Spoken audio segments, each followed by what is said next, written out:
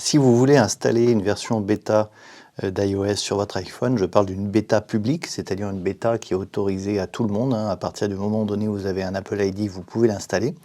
Vous vous rendez simplement sur le site d'Apple sur cette page, donc je vous mettrai le lien juste en dessous de la vidéo.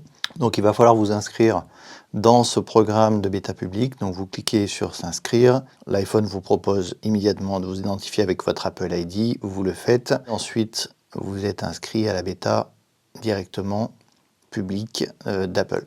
Donc ensuite, vous pouvez choisir votre appareil. Alors personnellement, je conseille toujours d'installer plutôt les bêtas sur les appareils iOS comme les iPhones ou les iPads. En général, moi je le fais pas sur Mac, puisque sur Mac c'est quand même un outil de travail, donc il y a des petites instabilités ou des incompatibilités. Si vraiment votre Mac c'est une machine de production, je vous conseille de ne pas installer la version bêta. Donc, par contre, sur les iPhones, il y a moins de risques. Si vous voulez installer la bêta sur un iPad, vous cliquez sur iPad. Ici, je vais cliquer sur iOS pour iPhone, puisque je vais l'installer sur l'iPhone.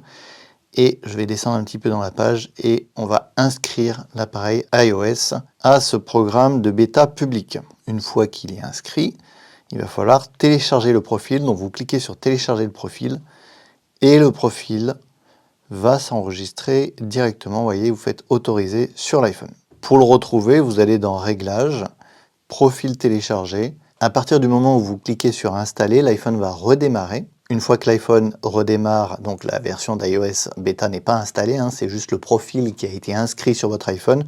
Vous retournez dans Réglages, vous allez dans Général, Mise à jour logiciel, et là, il va vous proposer la version bêta d'iOS. Moi, je l'avais déjà installée, c'est pour ça qu'elle n'apparaît pas, mais à partir du moment donné où vous avez téléchargé le profil, vous avez redémarré l'iPhone en lui disant d'installer le profil, la mise à jour d'iOS version bêta va vous être proposée. Vous la faites, l'iPhone va à nouveau redémarrer et vous pourrez bénéficier de cette nouvelle version d'iOS. Précision importante, pensez quand même à sauvegarder vos données. Si votre iPhone n'est pas sauvegardé sur iCloud, si vous avez des données importantes, iPhone, iPad ou Mac, c'est le principe de base, c'est avant d'installer des mises à jour, que ce soit des mises à jour bêta ou pas, c'est de faire des sauvegardes avant. Donc évidemment, si c'est une version bêta, c'est d'autant plus important de faire la sauvegarde avant, puisqu'il peut y avoir des plantages, c'est pour ça que c'est des versions bêta. Mais en général, sur l'iPhone et l'iPad, si vous avez un iPhone assez récent, il ne devrait pas y avoir de soucis dans l'installation de cette mise à jour. Et on verra bien entendu dans de futurs tutos les petites nouveautés sur iOS 16. Voilà pour la petite astuce du jour, merci d'avoir suivi et à très bientôt sur le blog.